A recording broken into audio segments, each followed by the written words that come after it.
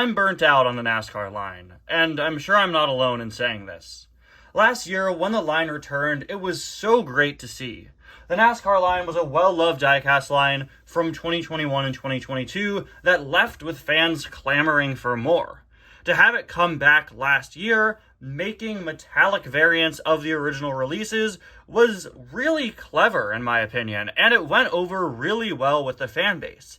It gave collectors that missed out on the NASCAR items the first time around a chance to get the same characters and paint jobs again, and it gave collectors that got the NASCAR items the first time around something new to collect, since all of these variants are technically new because they're metallic and have different wheels. But now, here we are a year later, and the fandom's tune has completely changed on these guys.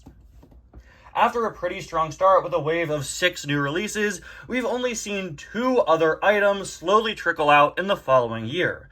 Danny Suarez in late 2024/early 2025, and Chase Racelott here a few months ago. Yeah, my stores got him in really late. Sorry about that, guys. I've been looking for him for quite a while. The fan base just genuinely is not caring about these guys anymore from what I've seen. If you disagree, obviously let me know in the comments, but a lot of collectors that I'm friends with, a lot of people I know from my comments, from my Discord server, from other places in the fan base, people are just burnt out of this line, especially because that first wave was so overstocked at so many Walmarts. To this day, nearly every Walmart I go in is just full of NASCARs that are not selling. Instead of regular singles, they're taking up valuable shelf space from items that fans and collectors do want to buy. It's simply a case of good concept but poor execution. It's a classic case of overstocking this item and overestimating the demand, and now not even supporting that line with new releases, just trickling out a few ones in cases full of re-releases from that first wave that already isn't selling.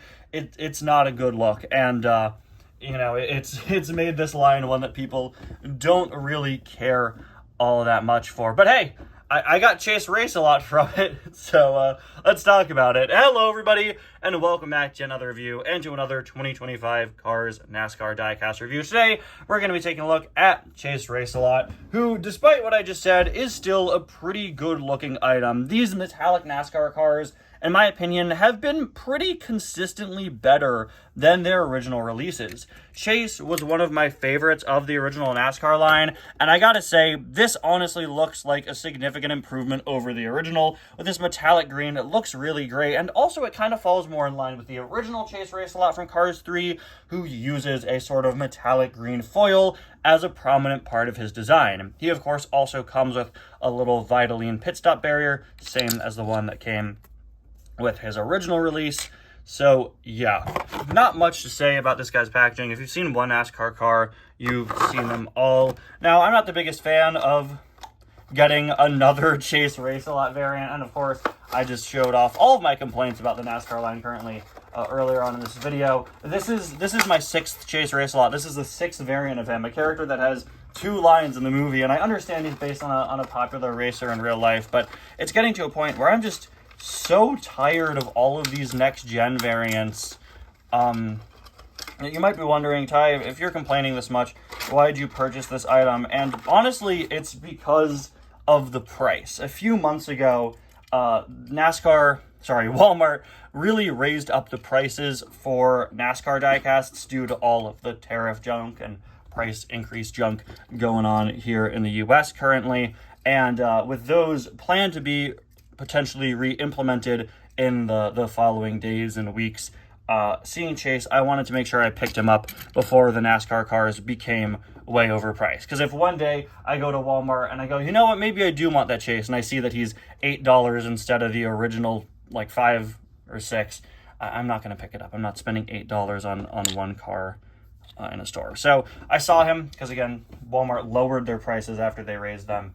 So I wanted to ensure that I did get this item in case I wanted it in the future, and it was ridiculously expensive. Anyway, here is Chase out of the package, and I know I've spent the last almost 5 minutes with my complaints about this item, but my complaints are not with how the item looks. I think this is a really, really great looking item, and honestly, such a vast improvement over the original Chase, which is saying something, because like I said before, the original Chase is one of my favorite items in the NASCAR line. Before we take a closer look at him, I do want to take a look at the pit stop barriers. Here's the new one. Here's the old one. The new pit stop barriers have consistently had brighter color schemes than the old ones, and you can see that very, very clearly here with these brighter stripes being way more vibrant than on the original. I think it's very strange that the graphic design for these was ever so slightly different. I prefer if maybe they did some sort of metallic foil decal for these pit stop barriers to make them different, but hey, making the colors pop more is a good decision, and it also helps you differentiate which is which. I'll always know, oh, the brighter one is the newer one. Now, again, really do like the original Chase here. I also really like the color scheme of him.